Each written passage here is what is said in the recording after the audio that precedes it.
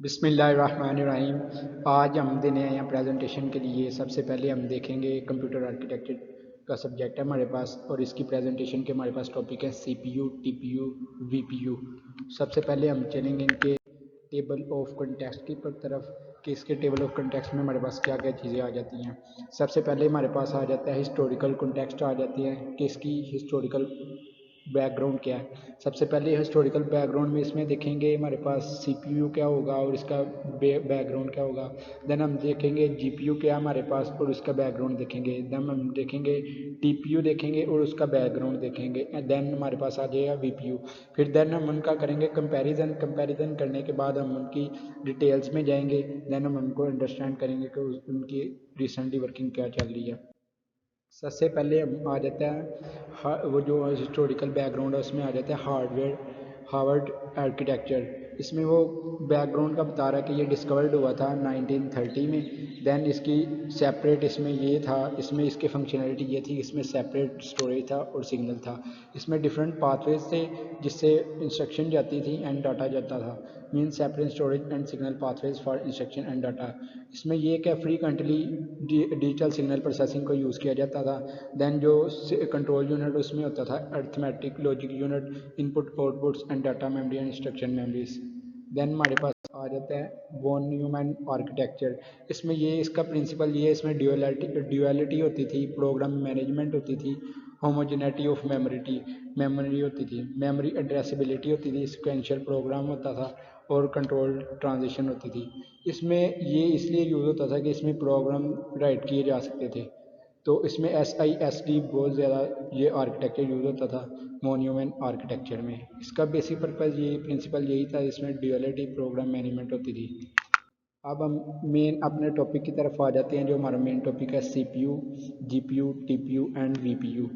CPU में सबसे पहले हम डिस्कस करेंगे CPU होता क्या है और CPU स्टैंड फॉर क्या करता है। CPU स्टैंड फॉर होता है सेंट्रल प्रोसेसिंग यूनिट। अब हम इसकी डिटेल्स में जाते हैं, ये क्या चीज़ इसकी किस लिए यूज़ होता है। सेंट्रल प्रोसेसिंग यूनिट ये बेसिकली हार्डवेयर किसी भी जो it is the primary hardware of computer. Means के ये प्राइमरी हार्डवेयर होता है किसी भी कंप्यूटर का। ये इसलिए यूज़ किया जाता है कि इससे जितनी भी है logics calculations input output of computer ये इससे कंट्रोल होती हैं, इस प्रोसेसर से कंट्रोल होती है। देन जो सेंट्रल प्रोसेसिंग यूनिट है वो यूज़ होता है ऑपरेटिंग सिस्टम को ऑपरेट करने के लिए, कंटिन्यूसली इनपुट्स एंड आउटपुट्स को रिसीव करने के लिए, और आगे जो इन्फॉर्मेशन है यूज़र से लेके उसको आगे ये सेंड करता है। देन हमारे पास आ जाता है जो सिस्क और रिस्क है, इनका डिफरेंस आ जाता है कि ये किस इनका डिफरेंस क्या है सेंट्रल प्रोसेसिंग यूनिट्स में। सबसे पहले इसमें सिस्क आ जाता है। सिस्क में ये है कि एम्फेसिस ऑन हार्डवेयर होता है। ये मीन्स कि इसमें हार्डवेयर होता है सिस्क में, और इसमें ये है कि इसमें सॉफ्टवेयर होता है। इसमें सिस्क में सेकंड डिफरेंस ये आ जाता है कि मल्टीपल इंस्ट्रक्शन एंड साइज का फॉर्मेट होता है सिस्क के अंदर।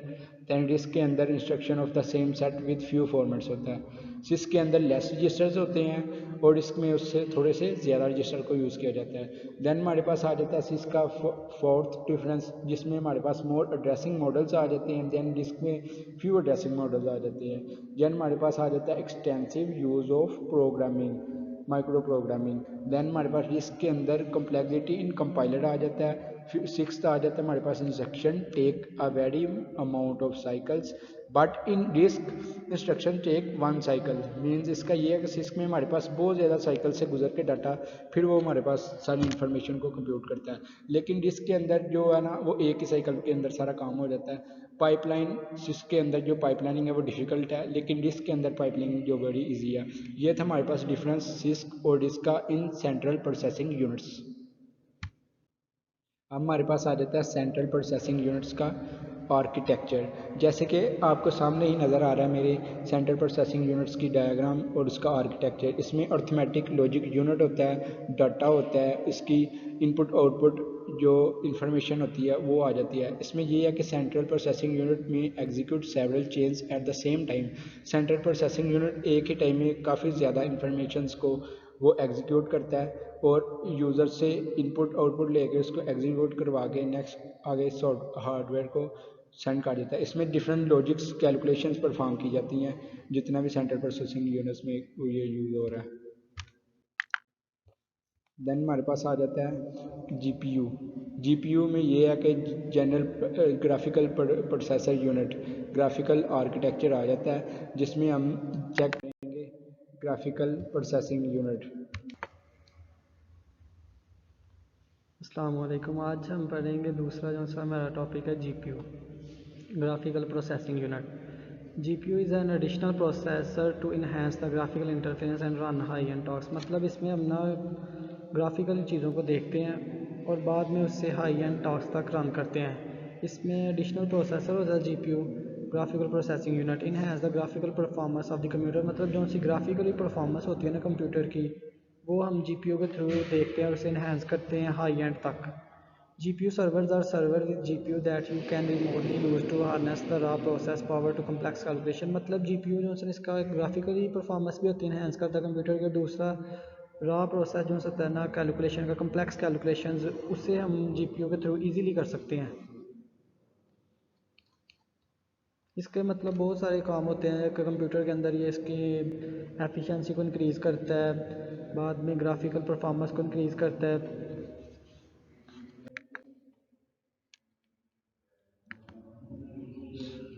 बाद में आ गया ideal apps to target GPU. इसमें मुख्तलिफ किस्म का डाटा होगा। लार्ज डाटा सेट होता है, high parallelism, minimal dependence between data elements, high arithmetic intensity, lots of work to do without CPU intervention. मतलब इसकी जो सी हाई अरिथमेटिक इंटेंसिटी होती है, लार्ज डाटा सेट होते हैं जीपीयू के अंदर, वो जो से लार्ज डाटा सेट तो उसकी वजह से हमारे पास काम करना इजी होता है। हमारे पास ब्रॉड वे होता है कि हमें जो सा ग्राफिकल टास्क हैं, कैलकुलेशंस हैं और भी जो से मतलब के जो से मुश्किल काम वो इजीली हम कर सकते हैं जीपीयू के थ्रू। इसमें मिनिमल डिपेंडेंस बिटवीन डाटा, मतलब जो से डाटा एलिमेंट होते हैं वो एक दूसरे पे बहुत कम डिपेंड करते हैं, वो अपना काम खुद ही करते हैं। इसकी वजह से हमारे पास एफिशिएंसी भी ज़्यादा होती है कंप्यूटर की। Lots of work to do without CPU intervention. फिर जीपीयू की वजह से हमारा बहुत सारा काम जो है वो सीपीयू के बगैर होता है। जीपीयू का हमारा इसीलिए बहुत ज़्यादा फ़ायदा है कि अगर सीपीयू के ना बैक एंड पे ना भी हो तो फिर हम जीपीयू के साथ बहुत ज़्यादा काम ले सकते हैं और इससे हमारी जो उनसे होती है काम करने की वर्थ वो भी ज़्यादा हो सकती है और ईज़िली हम कम्युनिकेट कर सकते हैं। और इसमें दूसरा लार्ज डाटा सेट होते हैं, मतलब उससे बहुत फ़ायदा होगा। हमें लार्ज डाटा सेट होंगे, हम ब्रॉडवे तक देख सकेंगे चीज़ों को और ईज़िली कर सकेंगे सारा कुछ। आगे हमारे पास जीपीयू में आ गया कर्नल। कर्नल में हमारे पास ने ये ब्लॉक डायग्राम आपके सामने ये नज़र आ रही होगी आपको ब्लॉक डायग्राम। इसमें आपको नज़र आ रहा है कि open C L C U D A, बाद में उसमें डाटा सेट है मुख्तलिफ़ किस्म के। Function apply to each element in stream transform P D E, no dependence between stream, encourage high arithmetic information unit. इसमें हमारे पास डिफरेंट डाटा सेट है कर्नल में जो से एक दूसरे पर डिपेंड नहीं करते, इसीलिए हमारे पास ये जो से काम करने की वर्थ होती है वो ज़्यादा हो जाती है जीपीयू में सीपीयू की निस्बत। और ग्राफिकल प्रेजेंटेशन ज़्यादा हो जाती है, हमारे पास जो सी मल्टीपल कैलकुलेशंस होती हैं वो भी। कर्नल की ये ब्लॉक डायग्राम जिसे हमने अभी देखा है कि ये जीपीयू के अंदर बहुत ज़्यादा अहम रोल अदा करती है। इसमें function apply to each element in stream, मतलब स्ट्रीम लेवल फंक्शन से अप्लाई करते हैं ईच एलिमेंट में ट्रांसफॉर्म होती है इसके अंदर एक दूसरे के ऊपर, वैसे एलिमेंट डाटा सेट में डिपेंड नहीं करते, जिसकी वजह से हमारे पास काम करना ईजी होता है, हर एक अलग-अलग काम करते हैं। आगे हमारे पास आगे इसकी ब्लॉक डायग्राम। ब्लॉक डायग्राम के अंदर मुख्तलिफ डाटा सेट दिए हुए हैं, बाद में जीपीयू कंप्यूटर डिवाइस दी हुई है, बाद में सीपीयू भी साथ उसके साथ कनेक्ट है। इधर आते हुए वर्ड पर सिमेट, इसका मतलब सिंगल इंस्ट्रक्शन मल्टीपल डाटा, मतलब एक इंस्ट्रक्शन हम देंगे मल्टीपल डाटा मल्टीपल रेंज तक काम होगा इसके अंदर। बाद में जो सी इसकी ब्लॉक डायग्राम है 18 कोर ईच प्रोसेसर, मतलब इसमें डिफरेंट किस्म के प्रोसेसर लगे हुए हैं और उसके अंदर डिफरेंट कोर्स हैं, मतलब 18 से लेके 16 तक डिफरेंट स्ट्रीम कोर लगे हुए हैं ईच प्रोसेसर में। इतनी वाइड रेंज तक ये काम हो रहा है। बाद में पीई प्रोसेस एलिमेंट या एएलयू अरिथमेटिक लॉजिक यूनिट, ये तीन चीज़ें जो से इसकी ब्लॉक डायग्राम में यूज़ हो रही हैं और ये तीनों मेन कंपोनेंट हैं इसके जीपीयू के। और इसी वजह से जीपीयू जो है वो ग्राफिकली मतलब बहुत अच्छा काम कर रहा है, इसकी एफिशिएंसी ज़्यादा हो रही है। इसकी वजह से हमारा कंप्यूटर भी बहुत अच्छा परफॉर्म करता है। अगर हमारे पास बैक एंड में सीपीयू ना भी हो तो जीपीयू बहुत अच्छा परफॉर्म करेगा। जो उनसे हमारे पास डिफरेंट या क्रिटिकल डिफ़िकल्ट कैलकुलेशन है वो इजीली कर देता है ये।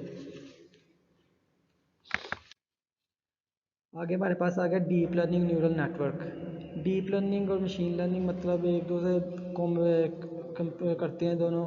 इसके अंदर हम चीज़ों को डीप लेवल तक जाके पढ़ते हैं। इसमें आगे 3 कॉइन्स और पॉपुलर टूल है जो से आजकल जो से 3 कॉइन्स इसकी MLP multi layer perceptrons, CNN convergence neural network, RNN recurrent neural network. सबसे पहले हम देखेंगे multi layer perceptrons. Each new layer is a set of non linear function. इसमें होते हैं सेट ऑफ होते हैं नॉन लीनियर फंक्शंस के। Sum of all outputs from a prior one which uses the weight. Multi layer perceptrons होता है, इसमें each layer होती है मतलब उसके सेट होते हैं नॉन लीनियर फंक्शंस के और फिर वो सम होते हैं आउटपुट उसके। इस तरह ये काम करता है मल्टी लेयर परसेप्ट्रॉन्स। बाद में हमारे पास दूसरी जो सी इसकी काइंड है वो है CNN convolution neural network. Each ensuring layer is a set of non linear function of weighted sum of spatially nearby subsets of outputs from the prior layer which also reuses the weight। बाद में हमारे पास third kind जो सी वो recurrent neural network है। इसके अंदर each subsequent layer is a collection of non linear functions of weight sum of outputs and the previous state. इसके अंदर हम जो से ना रिकरेंट में मतलब जो से प्रीवियस होते हैं और आउटपुट होते हैं दोनों को हम कनेक्ट करते हैं, उनका सम करते हैं। The most popular RNN is long short term memory.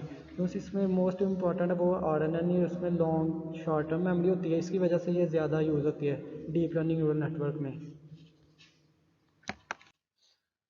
आगे हमारे पास आ गया TPU आर्किटेक्चर। ये हमारे पास थर्ड टाइप है TPU आर्किटेक्चर।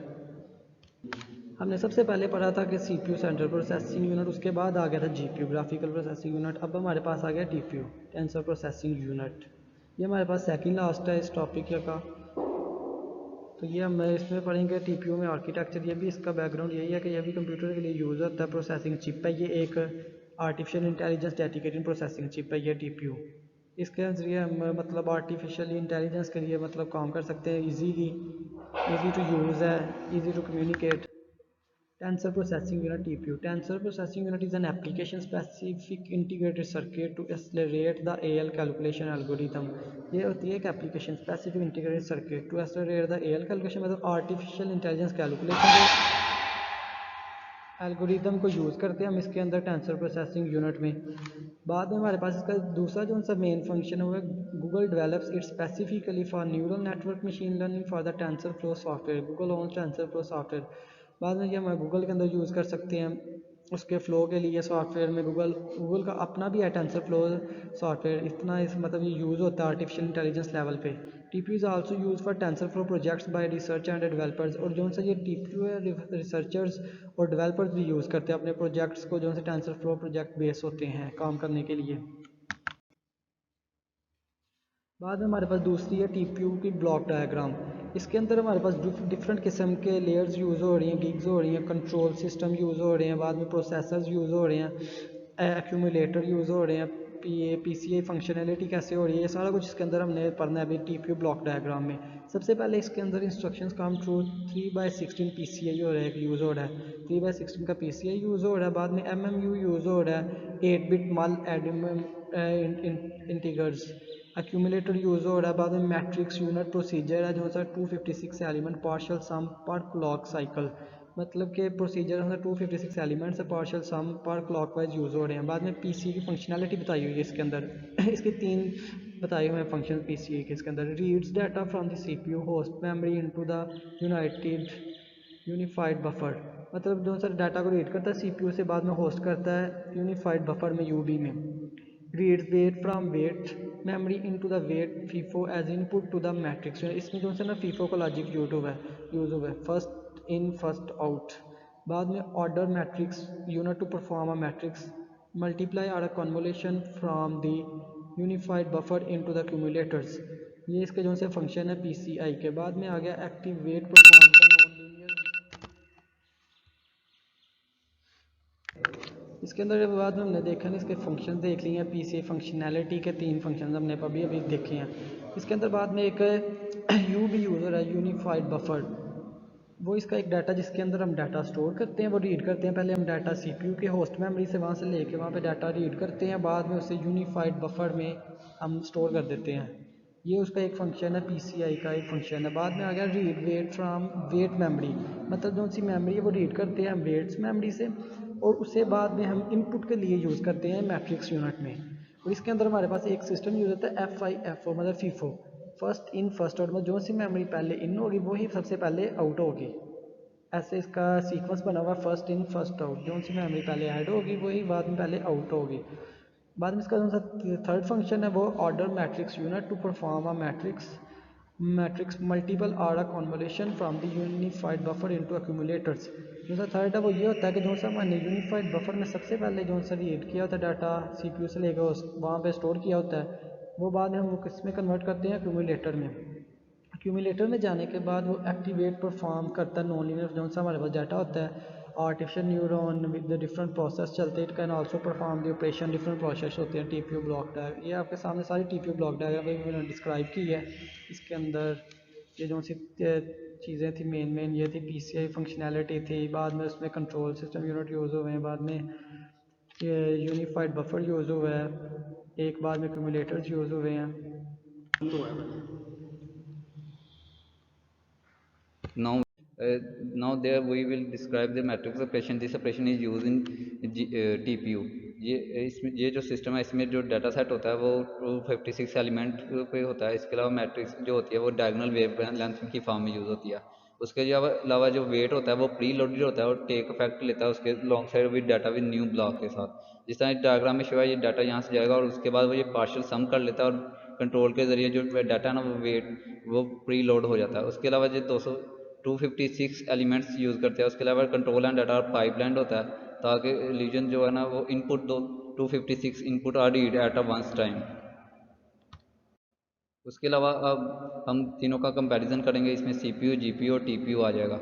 सबसे पहले सीपीयू जो होता है वो स्मॉल मॉडल होता है, इसमें स्मॉल डाटा सेट यूज होता है। उसके अलावा ये यूज़फुल है for design and space explosion के लिए। उसके अलावा जो जीपीयू है इसमें ये मीडियम टू लार्ज मॉडल के लिए यूज़ होता है। उसके अलावा इसका डाटा सेट भी मीडियम टू स्मॉल लार्ज तक होता है। उसके अलावा ये इमेज प्रोसेसिंग और वीडियो प्रोसेसिंग के लिए यूज़ होता है। उसके अलावा इसकी एप्लीकेशन कूडा और ओपन सी में है। इसके अलावा जो टीपीयू है उसमें मैट्रिक कम्युनिकेशन होती है, डेंस वेक्टर प्रोसेसिंग होती है और नो कस्टम टेंसर फ्लो होता है इसमें। उसके अलावा जिस तरह इस ब्लॉक डायग्राम में शो है कि सीपीयू में L3 उसके बाद L2 उसके बाद वो सब डिवाइड हो जाते हैं L1D और L1I में। इसी तरह जीपीयू में है ये SM पे डिवाइड होता है। उसके बाद L1 TX पे होते हैं। उसके अलावा फिर RF आ जाता है और RF दो उसके दो टू RF आ जाते हैं जो मिक्सड होता है। उसके अलावा एक्टिविटी मैनेज टीपीयू में इसमें एक्टिवेशन बफर होता है जिसमें विफो होता है और अकाउंट रजिस्ट्रेशन फ्लिक्स होती है। उसके अलावा ये जो सीपीयू होता है इसमें स्केलर यूज़ होता है। उसके अलावा जो जीपीयू है इसमें वेक्टर फॉर्म यूज़ होती है और जो टीपीयू होता है इसमें टेंसर फ्लो यूज़ होता है। इसके अलावा ये आगे इसका सेवरल कंपैरिजन है। इसमें जो लिखा हुआ है इसमें है सेवरल कोड्स। जो सीपीयू होता है इसमें सेवरल कोड्स होती हैं, एक से ज़्यादा कोड्स होती हैं और हम ज़्यादा कोड्स को यूज़ करते हैं। जो जीपीयू है वो ज़रा इससे एडवांस होता है, इसमें थाउजेंड ऑफ कोड्स होती हैं। उसके अलावा जो टीपीयू है उसमें मैट्रिक्स की फॉर्म में वर्कलोड होता है और हम वर्कलोड को मैट्रिक्स फॉर्म में डिवाइड कर लेते हैं। उसके बाद टेंसी के हवाले से आ जाते हैं। सीपीयू की लो टेंसी होती है इसके अलावा क्योंकि उसकी परफॉर्मेंस भी डाउन होती है। उसके अलावा जो जीपीयू है इसमें हाई डाटा थ्रो आउट आ जाती है और टीपीयू की हाई लेटेंसी होती है। वो इस वजह से कि हम उसमें ऑपरेशन या पाइपलाइन और मैट्रिक्स की सॉल्व। उसके अलावा सीपीयू में सीरियल प्रोसेसिंग होती है। सीरियल में यह है कि एक टास्क पहले परफॉर्म होगा, उसके बाद सीपीयू में दूसरा टास्क आएगा, उसके बाद तीसरा होगा। लेकिन जो जीपीयू होता है इसमें पैरेलल कंप्यूटिंग होती है। फिर हमारे पास 4 टास्क हैं, हम उनको उस पाइपलाइन की मदद से डिवाइड कर लेते हैं और वो पैरेलल में चलते रहते हैं। उसके अलावा जो टीपीयू है इसमें हाई डाटा थ्रो आउटपुट होती है। उसके अलावा सीपीयू में लिमिटेड स्टिमुलेशन ऑपरेशन परफॉर्म किए जाते हैं। उसके अलावा जीपीयू में मल्टीटास्किंग यूज़ होती है और टीपीयू जो होता है इसमें हम जो लार्ज डाटा सेट है वो यूज़ कर सकते हैं इजीली, ताकि वो टीपीयू में इजीली उस पर ऑपरेशन परफॉर्म हो सकते हैं। उसके अलावा सीपीयू में जो होती है लार्ज मेमोरी कैपेसिटी होती है, क्योंकि सीपीयू की मेमोरी जो ये चीप पर भी है और आसानी से अवेलेबल भी है। जीपीयू है जो इसमें लो मेमोरी होती है क्योंकि जीपीयू बहुत एक्सपेंसिव है। उसके अलावा टीपीयू है इसमें complex neural network model use होते हैं और मैट्रिक्स फॉर्म में डाटा को ट्रांसफ़र किया जाता है। उसके अलावा आगे वीपीयू आ गया। इन तीनों की फॉर्म के अलावा सीपीयू, जीपीयू और टीपीयू के अलावा इसकी जो चौथी टाइप है वो वीपीयू है। वीपीयू होता है वर्चुअल प्रोसेसिंग यूनिट। ये खास तरह का प्रोसेसर होता है जो खासकर वीडियो डाटा और इमेजेस को इन्हांस करने के लिए, उन्हें एक्सेलरेट करने के लिए यूज़ होता है। और इसमें वैराइटीज़ ऑफ वीपीयू जो है वैराइटी ऑफ चीज़ों में यूज़ होता है। इसमें स्मार्टफोन आ जाते हैं, कैमरास, ड्रोन आ जाते हैं, सेल्फ ड्राइविंग कार आ जाती है और फेक कंडीशन आ जाती है, सिक्योरिटी पर्पज़ के लिए आ जाता है, सेल्फ ऑब्जेक्टिव डिटेक्शन के लिए यूज़ होता है। उसके अलावा इसका ये ब्लॉक डायग्राम है, इसमें ये डाटा मुख्तलिफ और करता है। उसके अलावा इसमें असेंबल यूज़ होता है। इसके अलावा माई फंक्शन को कॉल करके हम असेंबल में एलोकेट करते हैं। उसके बाद वो डाटा जो इन सेक्शन में जाता है उसके बाद रजिस्टर से एलोकेट होता है। और उसके अलावा चीज़ बाग और CCA में जो यूज़ होता है। और ये माई प्रोग्राम डॉट वीपीयू के लिए इस तरह कोड लिखते हैं और माई वीपीयू डॉट कंपाइल इस तरह है। अब ये वीपीयू की मुख्तलिफ एग्जाम्पल हैं। इसमें ऑब्जेक्टिव डिटेक्शन और ट्रैकिंग है। इसमें यह है कि ऑब्जेक्टिव ट्रैकिंग में यह है कि हम वीडियो में जो है मूवमेंट डिटेक्ट कर सकते हैं। उसके अलावा इमेज को डिटेक्ट कर सकते हैं। उसके अलावा वीडियो स्ट्रीमिंग देख सकते हैं। फेक न्यूज़ेशन है, ये सिक्योरिटी पर्पज़ के लिए यूज़ होगा वीपीयू में। इसमें हम फेक न्यूज़ेशन कर सकते हैं, इमेज में भी और वीडियो स्ट्रीमिंग में भी। और ऑटोमेशन टैगिंग के लिए यूज़ होता है। उसके अलावा अनलॉकिंग डिवाइस यूजिंग फेक न्यूज़ेशन के लिए यूज़ होता है। और तीसरी एग्जाम्पल है इमेज एंड वीडियो इन्हांसमेंट। इसमें वीपीयू यूज़ होता है क्वालिटी और इमेज के लिए, उसकी वॉइस को रिड्यूस करने के लिए, हाँ कलर करने के लिए। उसके अलावा ऑटोमेशन नेविगेशन है, इसमें हम रिकॉग्नाइज करते हैं साइन डिटेक्शन ऑफ डिटेक्शन। उसके अलावा ये गूगल मैपिंग में भी यूज़ होता है। उसके अलावा नेविगेशन ऑटोनॉमी के लिए भी ये यूज़ होता है। उसके अलावा ये इसकी मुख्तलिफ इकसाम है, जिसमें सबसे पहले CPU आता है। CPU सिक्वेंशियल होता है। उसके अलावा GPU है, GPU में पैरेलल होता है। VPU में एज AI यूज़ होता है। और एक इसकी किस्म है FPGA, ये लॉन्ग टर्म के लिए यूज़ होता है। और इसके अलावा एक है लास्ट पे है TPU जो एज AI के लिए यूज़ होता है। Thank you.